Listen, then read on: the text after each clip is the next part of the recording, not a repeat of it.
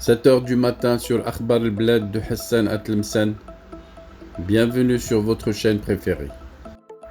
Confidentiel, un scandale politique en Algérie. La cause palestinienne, un vrai mensonge d'État. 100 millions de dollars pour Mahmoud Abbas pour soutenir la cause palestinienne. Boycott du Maroc pour rapprochement avec Israël. Tout ça, c'est des mensonges. L'Algérie vend du gaz en cachette à Israël en utilisant comme intermédiaire la Suisse. Une révélation choquante. La Sonatrach utilise sa filiale à Londres pour vendre du GPL à des clients israéliens par l'intermédiaire de la Suisse.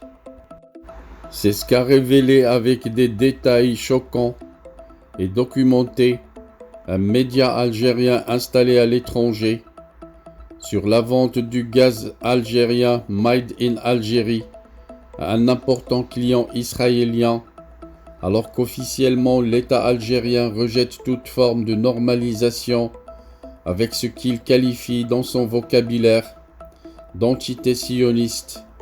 Voilà que la Sonatrach a relancé les négociations avec un important intermédiaire basé en Suisse pour permettre à sa filiale basée à Londres de conclure un nouveau contrat de livraison de gaz à destination d'un port israélien. C'est ce qu'a pu confirmer le média algérien installé en France. Le média précise que la direction générale de Sonatrach a chargé officiellement la Sonatrach Petroleum Corporation, filiale de Sonatrach basée à Londres, de négocier un nouveau contrat avec l'opérateur suisse Vitol pour lui vendre une importante quantité de 200 000 tonnes de gaz. Pour rappel, avec 7,4 millions de barils de pétrole et de produits pétroliers négociés chaque jour en 2018 et 2019, Vitol est considéré comme le leader mondial du trading de l'énergie. En 2017, Vitol avait transporté 7 millions de barils par jour. Basé à Genève en Suisse, Vitol est effectivement l'une des principales sociétés de trading pétrolier au monde. Le groupe Vitol opère dans le monde entier et constitue avec Glencore et Gunvor l'une des 3 premières sociétés de courtage de pétrole brut au monde. Vitol négocie la conclusion de ce nouveau contrat avec la Sonatrach de Londres pour ne plus avoir à traiter avec la direction commerciale de la maison mère, à savoir l'activité commercialisation de Sonatrach à Alger. La valeur financière de ce nouveau contrat devrait dépasser les 200 millions de dollars, puisque le prix de la tonne du gaz sur le marché mondial avoisine en ce moment les 1600 dollars américains. Alors que durant toute l'année 2021, le prix moyen tournait autour de 1000 dollars la tonne. Il s'agit d'une importante transaction financière sur laquelle travaille en ce moment très discrètement la Sonatrach de Londres. Cependant, ce nouveau montage a été décidé par Sonatrach pour éviter toute polémique sur la destination très controversée de ce gaz naturel Made in Algérie. Vitol avait affrété des navires qui ont transporté le gaz algérien pour l'expédier jusqu'à Israël afin de le livrer à un important client israélien. Il s'agit en l'occurrence de l'Eilat Ashkelon Pipeline Company. Cette société israélienne exploite plusieurs pipelines de pétrole, le pétrole brut et des produits pétroliers raffinés en Israël, notamment l'oléoduc Eilat Ashkelon, qui transporte du pétrole brut à travers le sud d'Israël, entre la mer Rouge et la mer Méditerranée.